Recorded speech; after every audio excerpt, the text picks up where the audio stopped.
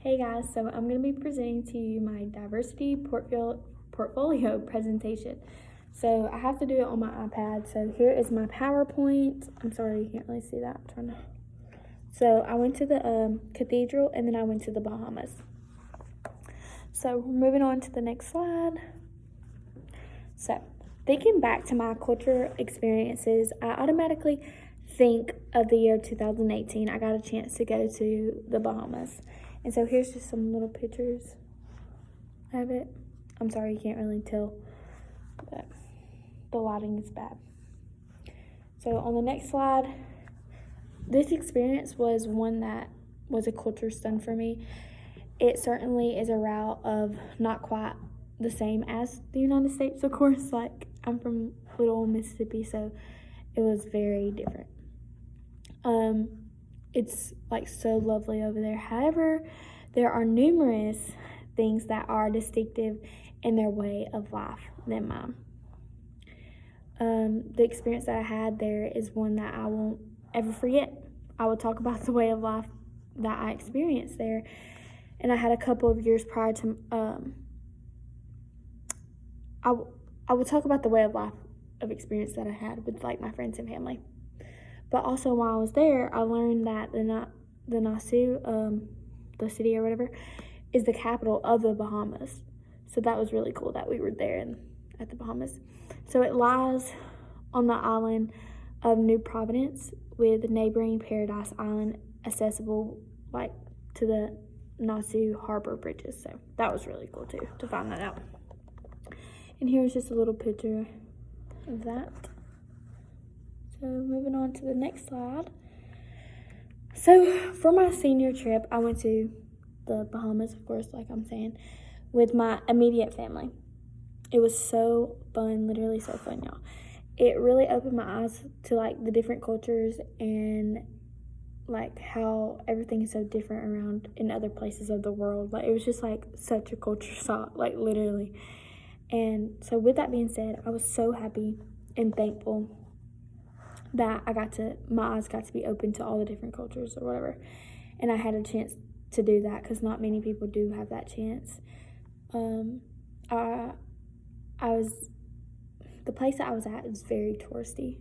So it was also, that was really cool to see everybody else being there and it like almost like their first time as well.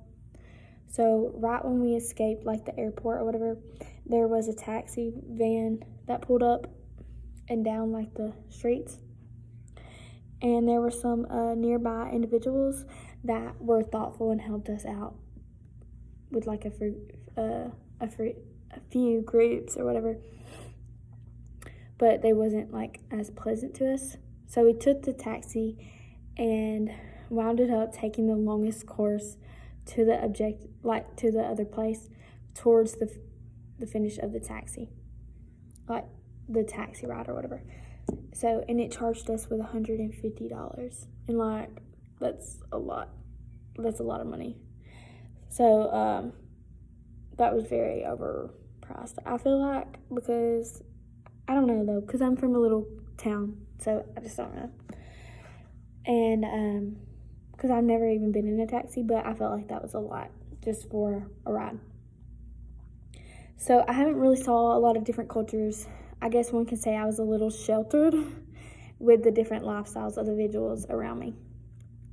So as we move to the next slide, so there were so many delightful spots that while on the trip that we got to see. And one thing about the way of life there is that it isn't rich in any way. It is poor. There are not a ton of work openings as there is in the U.S. At a portion of the seashores on the traveler sides of the island, there are numerous individuals that are continually attempting to sell you things or twist young ladies, like to twist their hair, like braid their hair. And additionally, on the certain seashores, individuals sell coconuts and rum. They are known for their rum cake and shellfish called conch. Conch is a mussel or gigantic shell. So individuals there, they drive all the way like there like they kind of drive carelessly, and they're just not nice. Like, a lot of people around there just wasn't as nice as you would normally think. But the individuals and their cash, that's just, like, that's all they care about, literally. One thing about this culture to inquire, regard, and haggling with them is about the cost of the item they are attempting to sell you. So that was something that I learned. So as we go to the next slide, here's just a picture. I guess you can kind of see that. Sorry, this is not the best. But this experience I had in the Bahamas was a culture stunt for me, since I didn't have the foggiest idea what's in store, and what I found out about individuals there and the way of life was so crazy to me. It literally was so insane. Like, I didn't realize that the individuals carried with their lives as they do in Nassau. Sorry. It really opened my eyes to see the diverse cultures around me, and not understand that everyone has the southern hospitality as me. Like, people just wasn't as polite, and like here we're taught, like, you say thank you and yes ma'am, like where I'm from down south. And there it's not like that. Like, you don't have to explain yourself, They just wasn't taught like me. So it wasn't Little Aberdeen, Mississippi. It was much different.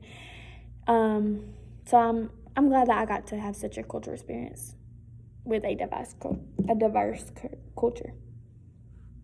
So for my second culture experience, I experienced the Basilica Cathedral in St. Louis, Missouri. So thinking back to the culture that I had experienced when I had visited the Basilica or whatever, it was so cool. So here's just a little information, and here's a picture that I actually took. You can kind of see it. So I'm just going to read this little information about it, little definition or whatever. So the Basilica is a cathedral located in St. Louis. The cathedral is a Roman Catholic church.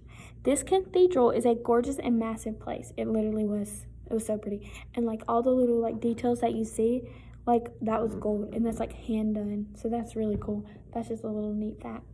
This experience took place this past weekend. One person could spend hours looking at the many different types of structure that are present there. Words cannot begin to be able to describe the view from someone inside the cathedral. And like I said, it's amazing. If you haven't done it, you have to do it. Okay, so here's just some little more information about it. Here's another picture. You can kind of tell in the background. When I was there, I took this picture.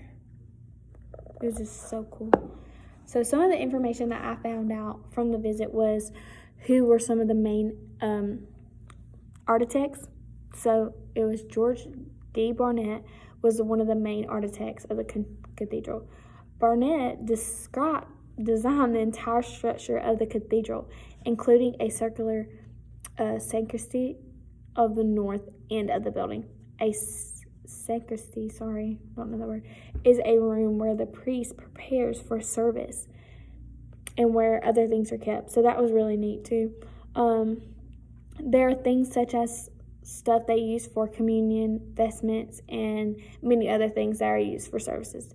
So the basilica also was designed by George D. Barnett. So that's another little point for you.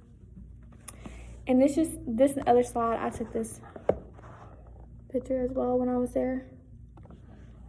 So that's pretty cool. So I'll show you the thing real quick so you can get a better look.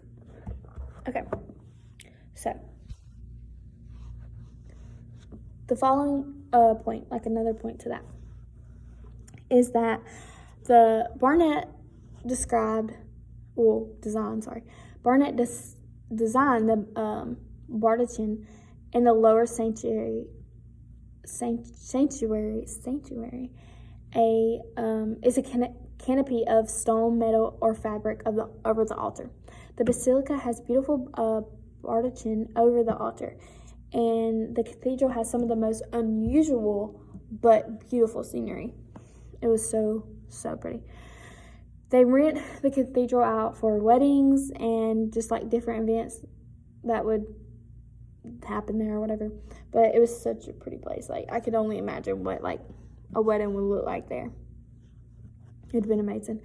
So if anyone is ever to visit, they should probably call in to make sure they are free during the time of trying to visit, because it's like it gets really busy.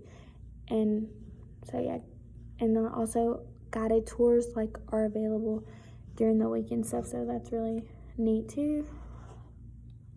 Next slide. Another point. So I went too far.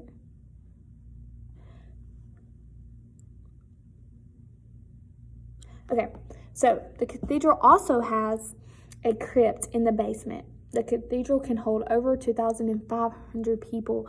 When the cathedral was built, it cost about $3 million.